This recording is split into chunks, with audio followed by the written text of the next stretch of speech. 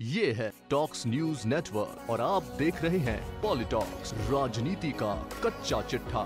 लोकसभा चुनाव के चरण में यदि कोई क्षेत्रीय क्षत्रप सबसे ज्यादा चर्चा में है तो उनका नाम पश्चिम बंगाल की मुख्यमंत्री ममता बनर्जी का है। पीएम नरेंद्र मोदी और बीजेपी अमित शाह के आक्रामक प्रचार को ममता बनर्जी मुंह तोड़ जवाब दे रही हैं।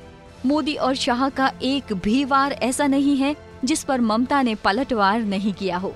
इस सियासी जंग में कौन जीतेगा ये तो चुनाव परिणाम आने के बाद ही पता चलेगा, लेकिन अब तक की लड़ाई से ये साफ हो गया है कि ममता बनर्जी आसानी से हथियार डालने वाली नेताओं में से नहीं है।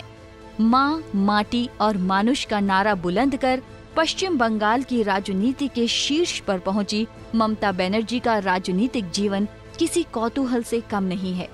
कोलकाता में स्वतंत्रता सेनानी के घर जन्मी ममता पश्चिम बंगाल में दीदी के नाम से मशहूर हैं।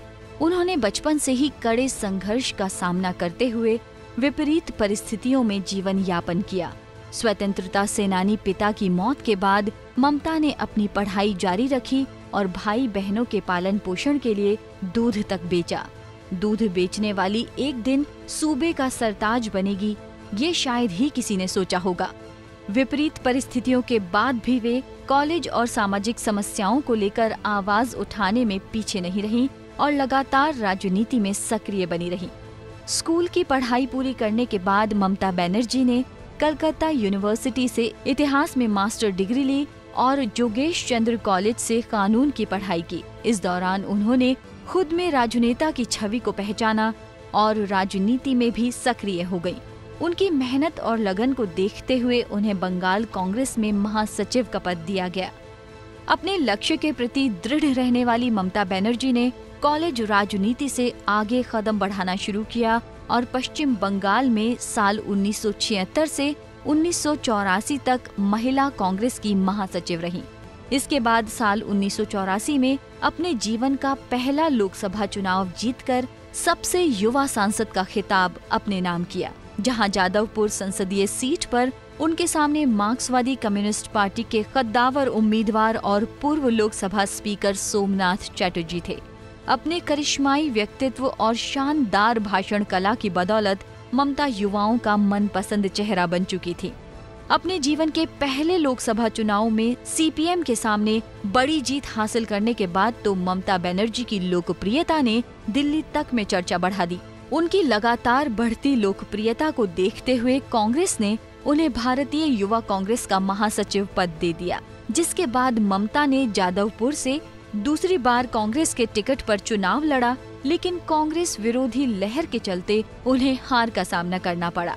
यहाँ मालिनी भट्टाचार्य द्वारा मिली शिकस्त के बाद उन्होंने केंद्र की राजनीति की ओर कदम बढ़ाने के लिए कोलकाता का रुख किया, जिसके बाद दक्षिण कोलकाता से लोकसभा चुनाव लड़ते हुए उन्होंने सीपीएम प्रत्याशी विप्लव दास गुप्ता को भारी मतों से मात दी। इसके बाद जनता की चहेती बनी ममता दीदी ने पीछे मुड़कर नहीं देखा और लगातार 2009 तक कभी चुनाव ही नहीं हारी। राजनीति के गुर सीख निपुण हो चुकी ममता बनर्जी की लोकप्रियता ने उन्हें केंद्रीय मंत्रिमंडल तक में पहुंचाया। साल 1991 में कोलकाता से जीत के बाद उन्हें पहली बार केंद्रीय मंत्री बनाया गया, जिसमें उन्हें मानव संसाधन विकास और युवा मामलों के मंत्रालय का प्रभार दिया गया।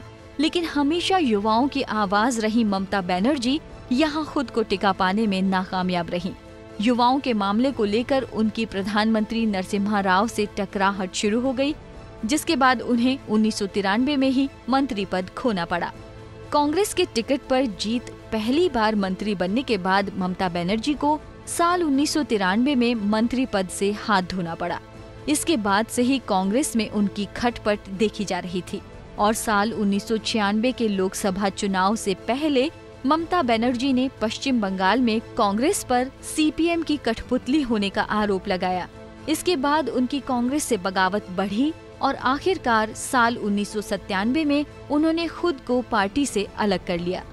कांग्रेस से अलग होने के बाद ममता ने खुद की पार्टी खड़ी करने की सोची और इसके ठीक एक साल बाद 1 जनवरी 1998 को अपनी नई पार्टी तृणमूल कांग्रेस बना ली, जिसके बाद पश्चिम बंगाल की जनता के बीच ममता व तृणमूल का विश्वास बढ़ा और साल 1998 के लोकसभा चुनाव में बंगाल की 8 सीटों पर जीत हासिल करने में कामयाबी मिली। इस जीत ने ममता बनर्जी को दिल्ली के राजनीतिक गलियारों में मशहूर कर दिया। अपनी नई पार्टी तृणमूल कांग्रेस के जरिए पश्चिम बंगाल की जनता में ममता बनर्जी आखिर विश्वास बनाने में सफल रही और साल 1999 के लोकसभा चुनाव में जीत दर्ज करने के बाद वो अटल बिहारी वाजपेयी के नेतृत्व में एनडीए का हिस्सा बनी। एनडीए सरकार में उन्हें रेल मंत्रालय का जिम्मा दिया गया।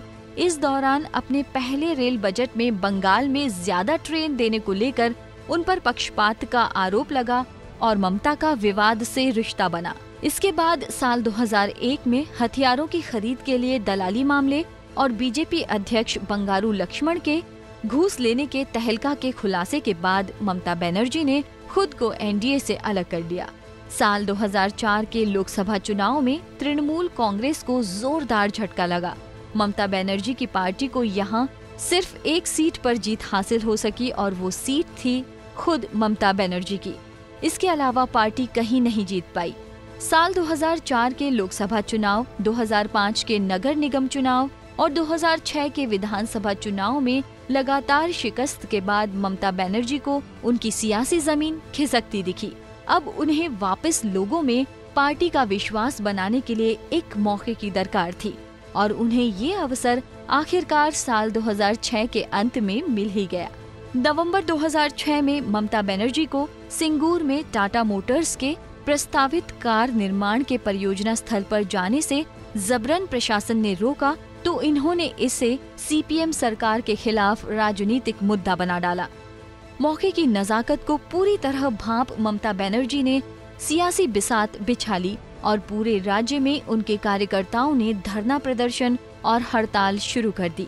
ममता बनर्जी की मेहनत रंग लाई और इसका उन्हें बड़ा सियासी फायदा साल 2011 के विधानसभा चुनाव में मिला, जिसमें उन्होंने मां माटी मानुष के नारे के जरिए 34 सालों के सीपीएम सरकार को बंगाल से उखाड़ फेंकने में कामयाबी हासिल की।